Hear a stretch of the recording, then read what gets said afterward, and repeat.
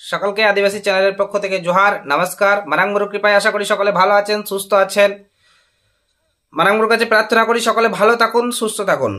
ইদানিং আমরা দেখছি 2025-এর শুরু থেকে সূত্রপাত থেকেই বিভিন্ন দেশের সঙ্গে যুদ্ধ পরিস্থিতি সারা বিশ্ব জুড়ে তৈরি হয়েছে। 2025-এর আগে থেকেই শুরু ছিল এটা, কিন্তু 2025 থেকে দেখছি আমাদের দেশেও সেই স্কোপ এসে পড়েছে।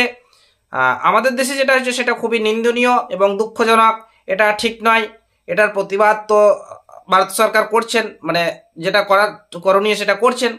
তো যাই হোক, আমরা অ্যাস্ট্রোলজি মত বা তন্ত্রমত বলছে 2025 সালটা এরকম যুদ্ধ পরিস্থিতি এবং মানুষের ব্যাধি কিন্তু চরম পরিমাণে বেড়ে যাবে।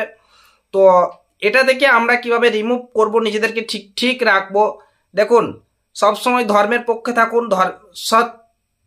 সততার সাথে থাকুন। দেখুন, আপনি সমস্ত বিপদ থেকে রক্ষা পেয়ে যাবেন।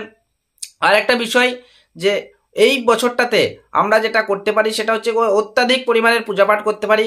যেমন হনুমান চল্লিশা, যারা মা বগলামুখীর করেন তারা মা বগলামুখীর স্তোত্র পাঠ করুন। কারণ এই সময় আমাদেরকে শক্তির আরাধনা করতে হবে। শক্তির আরাধনা না করলে তাহলে কিন্তু আমাদের পক্ষে বেঁচে থাকা খুব কঠিন হয়ে দাঁড়াবে। তাই সকলে মিলে শক্তির আরাধনা করুন এবং সকলে নিজেকে সেফগার্ড করে রাখুন। সকলে ভালো থাকুন, সুস্থ থাকুন। দেখা হচ্ছে আবার নতুন কোনো ভিডিওতে।